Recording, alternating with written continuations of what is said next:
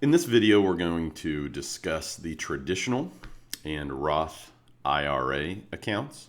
These are retirement accounts. They are very old, especially the traditional IRA. They've been around forever and are some of the easiest retirement accounts to, I think, qualify for, especially if your income is low enough and easy to set up. We'll get into all of it here in this video. We put the traditional and Roth IRA together in the same planner because they are in every way pretty much opposites, meaning the traditional IRA and the Roth IRA have very different tax attributes, so you can decide which one is going to be best for you. The traditional IRA gives you a tax deduction at the time you make the contribution. And then as those funds grow in the IRA account and you retire and take distributions of the traditional IRA funds, you'll pay tax on it at that time at whatever your tax rates are in retirement. The Roth IRA is exactly the opposite. You do not get a tax deduction when you make contributions to the Roth, yet whenever you pull money out during retirement, you do not pay tax on it. Thus, all of the growth is tax-free. It means you have to make some decisions about which account is right for you in any given tax year probably, and trying to decide what your tax rates are going to be at retirement versus what they are now, what kind of growth you're going to get. So there is some decision making that has to go on, and this planner that we've created inside the software helps you at least see at contribution time what the tax savings might be.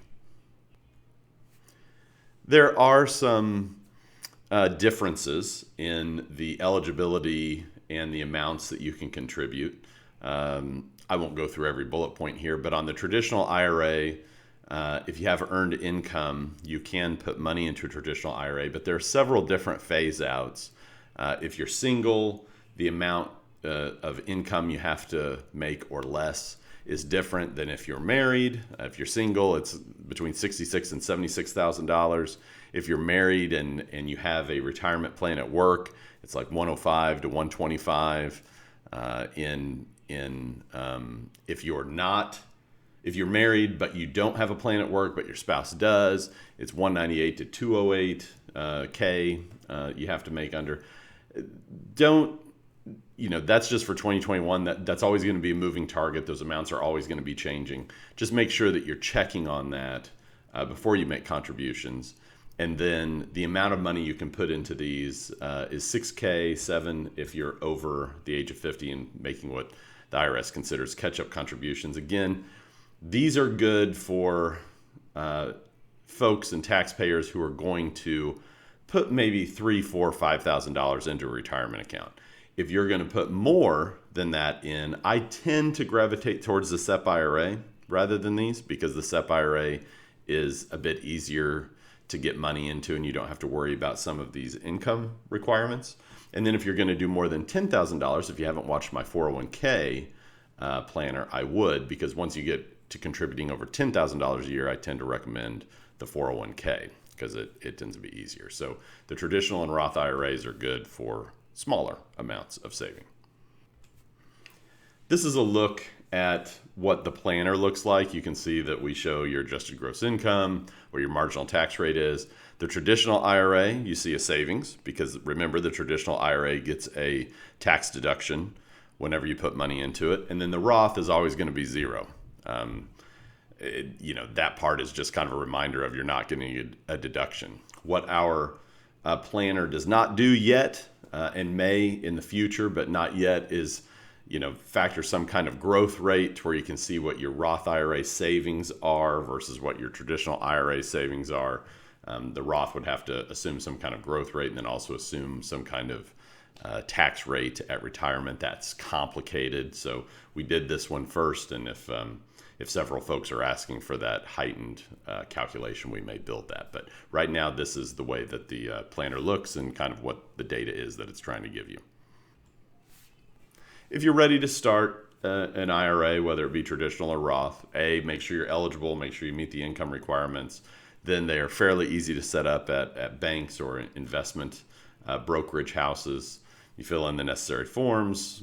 After opening the account, make sure you're contributing the right amounts. You're showing that on your tax return. And then, as always, with an IRA or a SEP IRA or a 401k, you have to make sure the investments are invested well, or these aren't going to be very good accounts. You can lose money in these accounts if the underlying investments are not making money. So always keep that in mind.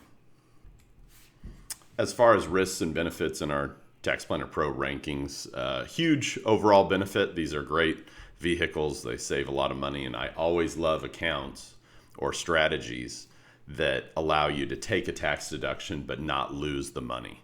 Meaning, in an IRA, you're getting at least the traditional, and with the Roth, you're getting tax benefits, but you don't have to spend the money and give it to someone else, where in many other tax strategies you do. You have to spend the money or do something where you don't get to keep the funds.